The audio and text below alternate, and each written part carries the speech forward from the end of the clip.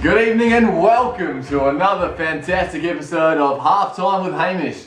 That's right, tonight we are celebrating. We've made it to our 10th episode. You, much like me, never thought we'd get here, but we're here now, folks, so it's time to celebrate. Welcome to the midweek wrap. We're going to talk about all things sport today, except for the men's high dive. First up, the Rugby World Cup. We will review some of the matches from Pool A.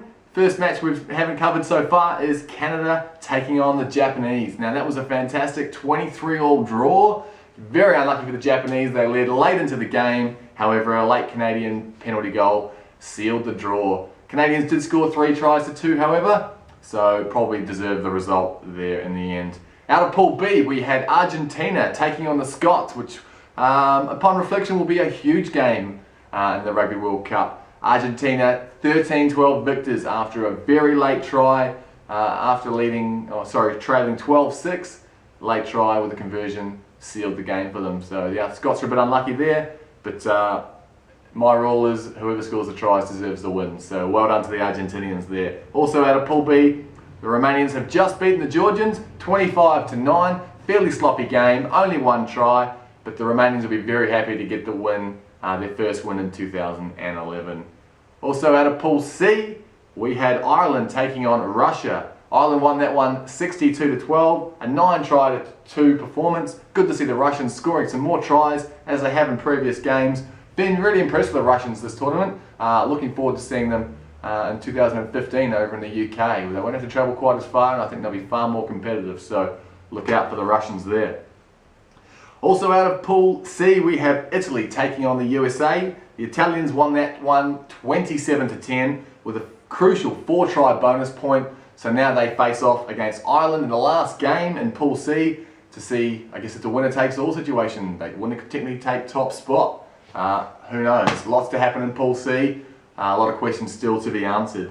Out of Pool D, the Pool of Death, we had Fiji taking on Samoa over the weekend. Fijians going down 27-7, so the Samoans just too strong in the Battle of the Pacific there. Fijians probably weren't quite up for that game. Didn't seem to be firing all cylinders. Samoans scored 2 tries, probably not the 4 tries they were looking for. I think that bonus point, missing that bonus point will be crucial to them in the latter stages of the tournament. It may cost them second spot in the Pool of Death. Now, previewing some of the upcoming games out of the Rugby World Cup.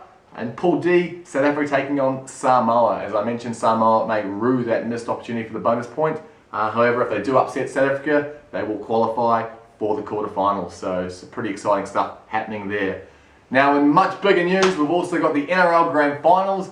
It is Grand Final week. The Warriors are due to arrive in Sydney today. They've got the Grand Final breakfast tomorrow. Lots of talk around the town that the inexperienced halves won't get the job done. All the travel factor. Manly has travelled at 0 kilometres in the finals. Warriors travelling over 16,000 kilometres, so a lot of frequent flyer points there, but I'm sure that's not their focus. All they're worried about is bringing home that premiership to New Zealand and continuing to fill the New Zealand Rugby League prize cabinet with all the trophies that Australia would like.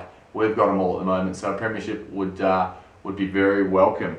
In other news, Sebastian Vettel took out the Singapore Grand Prix and is now only 1 point away from securing back-to-back titles. He will be the youngest person to do that. He will be the first person to do that since Michael Schumacher. He's looking pretty ominous for a young bloke. A lot of race wins under his belt already.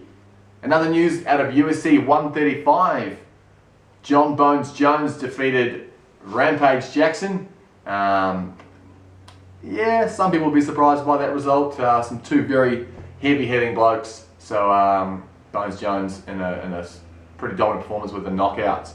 Well, that's all we've got time for today in the midweek wrap for Halftime with Hamish. Make sure you get in all your entries for your best fan competition, best fan photo. We're also looking for the All Blacks 22 for the first quarterfinal of the Rugby World Cup. Entries close at midnight on Sunday. That's just after the Canada game. Also, post on our Facebook fan page your best video, anything sports related, and you could also go on the chance to win one of these awesome footies. So, thanks for watching.